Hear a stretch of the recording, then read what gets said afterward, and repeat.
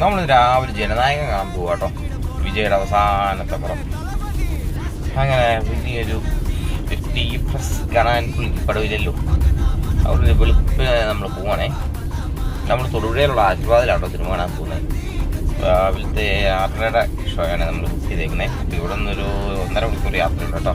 അപ്പം നമ്മളിവിടെ ഒരു 4:30 കഴിഞ്ഞപ്പോഴേക്ക് നമ്മൾ ഇറങ്ങിയ കേട്ടോ.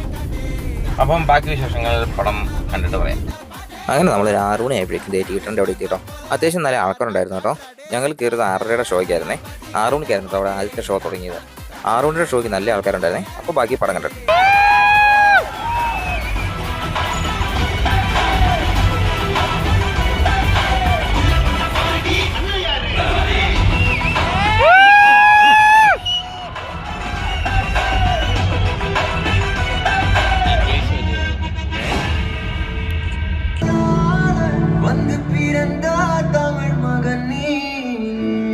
അങ്ങനെ പടം കണ്ടിറങ്ങി കേട്ടോ. ഇത് ഭഗവതി കേസരിയുടെ റീമേക്ക് തന്നെയാണ്. അല്ലാണ്ട് അതിനകത്ത് വേറെ പ്രത്യേകിച്ചൊന്നും പറയാനില്ല. അല്ലാണ്ട് മറ്റേ വലിയ ട്വിസ്റ്റോ ടേൺസോ അങ്ങനത്തെ ഒരു പരിപാടിയില്ല കേട്ടോ. വിജയുടെ അവസാനത്തെ പടം ആ ഒരു രീതിയിൽ തന്നെയാട്ടോ ഞാനത് കണ്ടത്. അല്ലാണ്ട് വലിയ സംഭവമായിട്ടൊന്നും ഞാൻ പ്രതീക്ഷിച്ചുമല്ല പോയത്. അതുകൊണ്ടായിരിക്കാം എനിക്ക് പടം ഭയങ്കരമായിട്ട് ഇഷ്ടപ്പെട്ടു കേട്ടോ. പുള്ളിയുടെ ഡാൻസും പാട്ടും ഓറയും എല്ലാം നല്ല സെറ്റപ്പായിരുന്നു കേട്ടോ. എന്തായാലും ഇനി പുള്ളിക്കൊരു പടം ഇല്ലല്ലോ എന്നാലോചിക്കുമ്പോൾ ഒരു സങ്കടമുണ്ട്. എന്നിരുന്നാലും ഇനി പറഞ്ഞിട്ട് കാര്യമില്ലല്ലോ. അപ്പം കാണേണ്ടവർ പോയി കാണുക.